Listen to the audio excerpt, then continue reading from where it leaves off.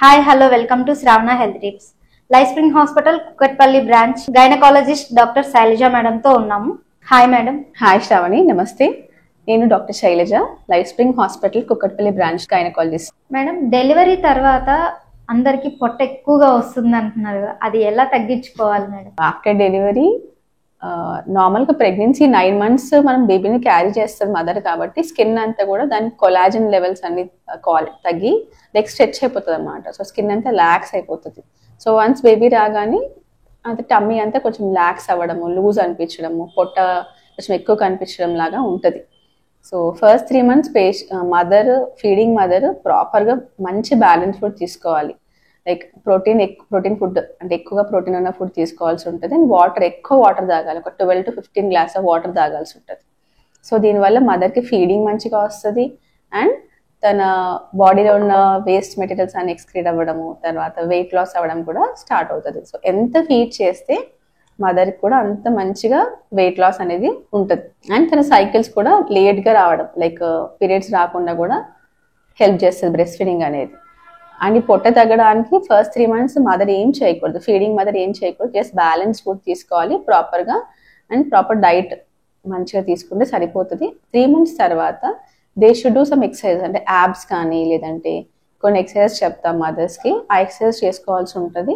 And belt వాడుకోవాలి, అంటే stitches ఇప్పేసాక stitch అయింది అనుకోండి 10-15 days తర్వాత, డెలివరీ 15 days తర్వాత వాళ్ళు బెల్ట్ వాడుకోవాల్సి ఉంటుంది. అంటే సపోర్ట్ ఉంటుంది, బ్యాక్ సపోర్ట్ ఉంటుంది అండ్ యూట్రస్ కూడా సపోర్ట్ ఉంటుంది. సో దానివల్ల కొంచెం పొట్ట తగ్గే ఛాన్సెస్ ఉంటాయి. అండ్ నార్మల్ డెలివరీ అయిన వాళ్ళు కూడా వెంటనే పెట్టుకోవచ్చు. 3 months తర్వాతనే వాళ్ళు ఎక్సర్సైజ్ అనేది స్టార్ట్ చేసుకోవాల్సి ఉంటుంది. ఫస్ట్ 3 monthsలో ఎక్సర్సైజ్ ఏమీ చేసుకోకూడదు, అంటే జిమ్ కానీ అట్లాంటి ఏమి యాక్టివిటీస్ చేయకూడదు. 3 months తర్వాతనే పొట్ట తగ్గడానికి అవన్నీ స్టార్ట్ చేసుకోవాలి. సిజేరియన్ అయిన తర్వాత స్టిచెస్ని ఎలా కాపాడుకోవాలి మేడం? అంటే ఎలాంటి జాగ్రత్తలు తీసుకోవాలి? సో డెలివరీ అయిపోయాక సి సెక్షన్ అయిపోయింది, సిజేరియన్ అయిపోయింది అనుకోండి, పేషెంట్కి మనం ఇక్కడ 3 days హాస్పిటల్లో ఉంచుకుంటాం కదా. సో వాళ్ళకి మళ్ళీ 1 week అట్లా 5 days to 7 days తర్వాత ఫాలోఅప్కి రమ్మంటాం. సో వాళ్ళు దానికి తగ్గట్టుగా అక్కడ ఇంటికి వెళ్ళాక కూడా మంచిగా క్లీన్గా ఉంచుకోవాలి, అంటే హైజీన్ మెయింటైన్ చేయాలి, మంచిగా స్నానం చేసుకోవాలి, వాటర్ పడకుండా చూసుకోవాలి, క్లీన్గా ఉంచుకోవాలి స్టిచెస్ దగ్గర. వన్స్ సూచర్ రిమూవల్ అంటే సూచర్స్ రిమూవ్ చేసేసాక వాళ్ళు అక్కడ ఆయింట్మెంట్ ఇస్తాం ఒకటి, లైక్ అయోడిన్, పోవిడోన్ అయోడిన్తో కాంబినేషన్లో ఆయింట్మెంట్ ఇస్తాము. సో ఆయింట్మెంట్ అప్లై చేయాలి. అండ్ బేసికలీ బ్యాలెన్స్డ్ ఫుడ్ తీసుకోవాలి. చాలా మంది ఎట్లా అంటే ఓన్లీ ఇడ్లీ కారము, వెల్లుల్లి కారం అలా పెడతారు. అలా కాదు, పేషెంట్ డెలివరీ అయిపోయాక తల్లికి మంచి పాలు రావాలి, కుట్లు మంచిగా మానాలి అండ్ తను హెల్దీగా ఉండాలంటే అన్ని ఫుడ్స్ తీసుకోవాలి, బ్యాలెన్స్డ్ ఫుడ్ తీసుకోవాలి. లైక్ వాటర్ ఎక్కువ తీసుకోవాలి అండ్ కూరగాయలు, ఫ్రూట్స్, తర్వాత వెజిటేబుల్స్, నాన్ వెజ్ అన్నీ కూడా ప్రాపర్గా తీసుకోవాలి. అలా తీసుకున్న వాళ్ళకి కుట్లు త్వరగా మానుతాయి అండ్ నీట్గా మెయింటైన్ చేయాలి. స్టిచెస్ దగ్గర ఆయింట్మెంట్ పెట్టుకోవడము, స్నానం చేయడము, స్టిచెస్ దగ్గర నీట్గా స్క్రబ్ చేసుకోవడము, ఇవి చేస్తే త్వరగా హీల్ అవుతుంది అండ్ ఇన్ఫెక్షన్ రాకుండా కూడా హెల్ప్ చేస్తుంది. సిజేరియన్ అయిన తర్వాత డాక్టర్ని ఎప్పుడు కన్సల్ట్ అవ్వాలి మేడం? ఎన్నిసార్లు కన్సల్ట్ చేయాలి? సో సిజేరియన్ అయిపోయాక లైక్ మళ్ళీ ఒక 5 daysకి వాళ్ళు వచ్చి మాకు కనిపిస్తారు. లైక్ వూండ్ ఎలా ఉంది చెక్ చేస్తాము, నీట్గా ఉందా, యూట్రస్ ఎంత కిందికి దిగింది, తర్వాత వాళ్ళ డిశ్చార్జ్ ఎట్లా ఉంది, అంటే బ్లీడింగ్ ఎలా ఉంది అది చెక్ చేస్తాము.